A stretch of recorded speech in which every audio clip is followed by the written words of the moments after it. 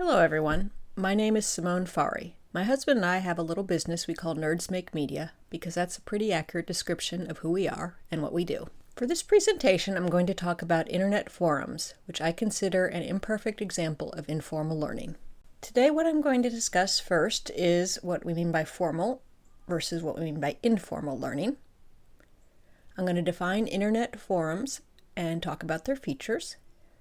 I'll give you a brief overview of their history, talk about their pros and cons for learning, and I'll give you a case study of something called the DWord, which I think is a very successful internet forum. Formal learning is what we typically think of as education or training. So it's a situation like a classroom, a lecture, a presentation, a webinar, that kind of thing that takes place or is sponsored by some sort of educational institution. Have you ever found yourself drifting off or getting bored or not able to focus during one of these situations you've been in? Now, if this was our live presentation, the little hand icons would be raised right now because we all have. And then I would ask you to say what are the reasons why that happens? And the reasons that have come up in the past are probably been experienced by you. You get distracted by your email coming through, you're tired, it's not a great time of day for you, your kids are distracting you, it's tough to focus for that length of time. It's about a subject that you're not interested in now. Maybe you're going to have to know someday, but right now it does not apply. So all these problems that we've discussed, they point to the advantages of what we call informal learning. And that's the kind of semi-structured learning that occurs outside of those educational establishments, the school or the classroom, or the training center or the conference room. So it's the things that happen at home, at work, and your social life that also teach you something. So it could be independent reading, it could be through coaching or mentoring, a learning network, a thematic group like a meetup or other group where you get together with people who are interested in something similar and you share ideas and information, a tech club, a community of practice, and the internet forums that we're going to discuss. So what is an internet forum? I consider them to simply be the closed online sites where people can have a variety of conversations with some degree of confidentiality. So they're not public. They're not a Facebook chat or a Twitter chat, that kind of thing. People can post and people can respond to messages. They're also been called online bulletin boards, message boards, bulletin boards, virtual communities as well. And at their very best, they can be a true community of practice where people come together and they engage in collective learning on a subject or a discipline. So some of the features are that they're not real-time, as in a chat room, or virtually real-time like a Twitter talk, but you post something and then somebody responds maybe hours or days later. There are threads or individual topics of conversation. The posts are individuals' comments. Some of these ones allow anonymous post and others require that you identify yourself. And they have administrators or moderators to run them, but the amount of time and effort a moderator will take and what they will do will vary. So a really brief history of this, I start to think is how did we start as a culture exchanging information? And maybe the very first was cave drawings on a wall where we're trying to communicate things with other people. Non-verbally, and we're not interacting with face-to-face. Here's a picture from France in earlier decades where newspapers were posted and people came together to read them, and then maybe there was the real-time interaction in that case. We've all seen bulletin boards, and even in this digital age, there are still many bulletin boards about that are used to spread information. It's a little digression here, but I think it shows an interesting evolution. Back when I went to Penn State, there was something called a ride board, which was a bulletin board. I had a terrible high school boyfriend back home I was eager to go visit, so I would always try to swing by the ride board and see if anybody was going back home that I could catch a ride with. Nowadays, there are online ride boards, such as this local newspaper has a ride board. Craigslist is a place people can post rides or their need for a ride. Facebook has its ride boards. Here's a Penn State ride board on Facebook. Twitter has ride boards. Rideboard.com, an old website devoted towards sharing rides. So again, I'm going to really simplify with the history. But the first time that bulletin boards got online was with this man, Ward Christensen. They're very simpler. They were used by computer hobbyists, businesses, and they were subscription-based. You'd have to be a little bit older for this to be recognizable, but those very first computers, they were dial-up via a modem. They were slow. They're mostly text-based. They weren't very user-friendly. They peaked in 1996 or so until the World Wide Web became more prominent. So internet forums really came on their own with the web.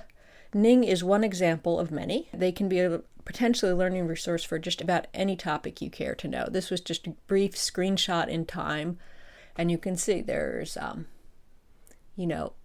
birds and autism and just about anything you could care to learn about. And it lets you learn from people all over the world whenever you want to. It's just-in-time learning. But a problem with the online forum is something called the trolls. Trolls are people who will say nasty things because they're anonymous. And unfortunately, when you're anonymous, it sometimes empowers you to say things that you would not have the nerve to say face-to-face. And when trolls go at each other, it becomes something called a flame war. This is a man named Mike Godwin who coined Godwin's Law, which states as an online discussion grows longer, the probability of a comparison involving Nazis or Hitler approaches 1. Might be a bit of a humorous exaggeration, but think about it. When you're in an online place where people are getting rude and contrary, do you like to stick around? Maybe you like to get into flame wars, and then it's very entertaining, but is it probably the best use for education? No, probably not. It's probably not a good learning environment if you even are going to stick around at all. So trolls are just one potential barrier to online learning through internet forums. Warnocks Dilemma is when nobody responds to a post for unknown reasons. And there are actually a number, though, of these unknown reasons that could be possibly an explanation. The first is what I call the post is spot on. This means the post was correct. The post was great. Good information, but nobody needs to say anything to follow up on it. So then it just sits there. Another one I call is the post is BS. This means the post is just such complete and utter nonsense, nobody really wants to waste the time or energy to respond to it. So it just sits there.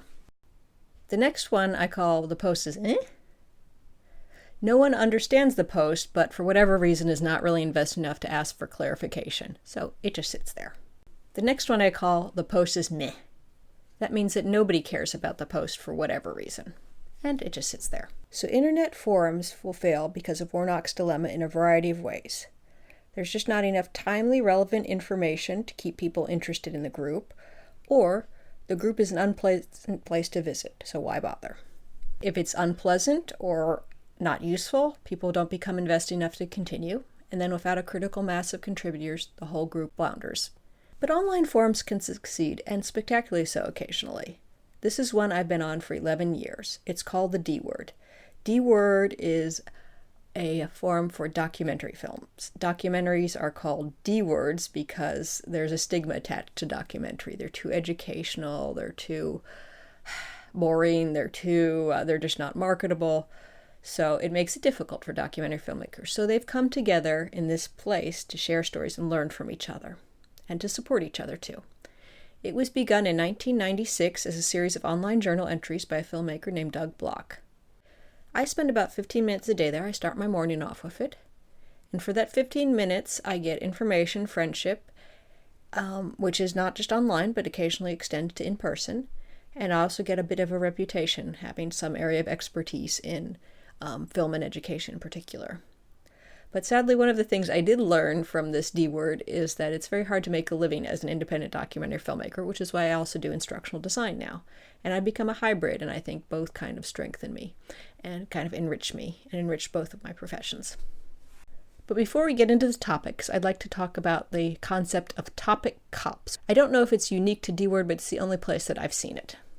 The topic cops are volunteers, such as Doug and others, who spend an hour or two a day going through all of the topics, making sure that everybody is respectful to each other, and also making sure that everyone stays on that topic. So you've seen in real life conversations sometimes wander off and go in different directions, And that might be fine in a conversation between two people.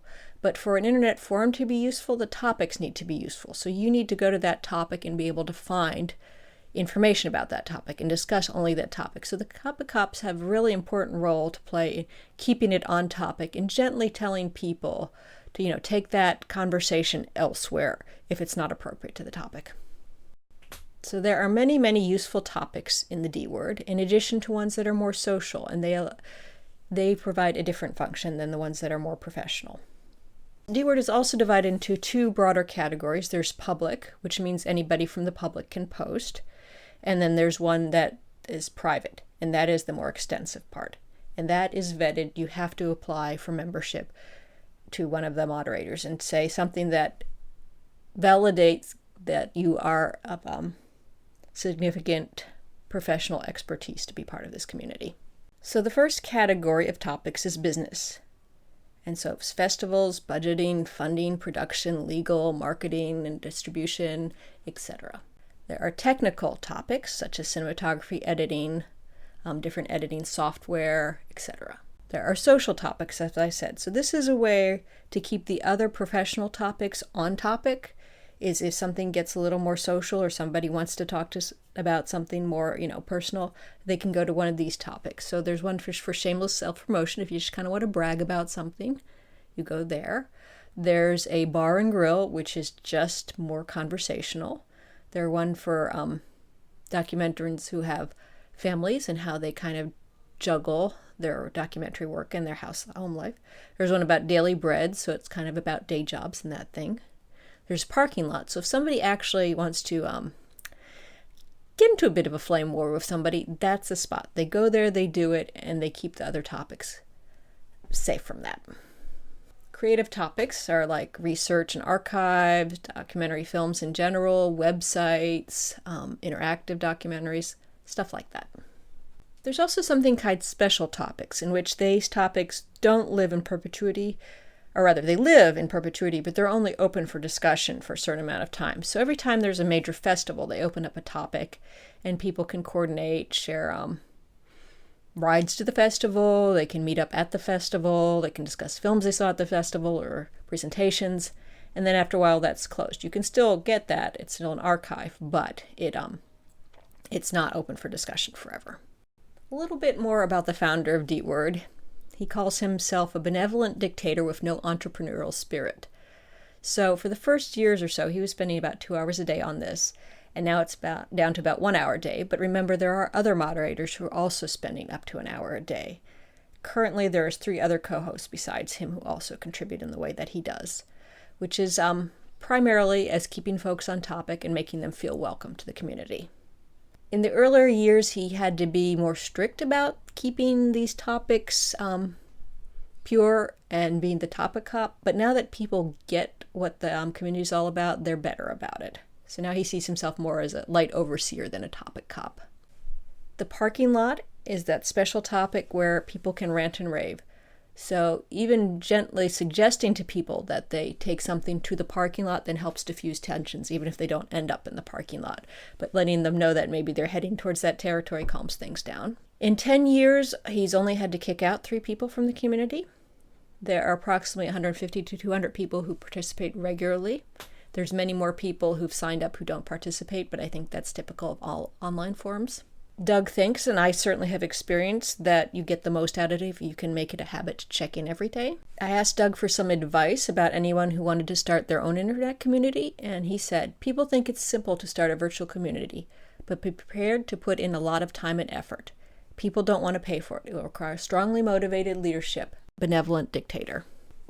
So I think Doug's wisdom really leads to my conclusion, which is that internet forums can embody the best of informal learning.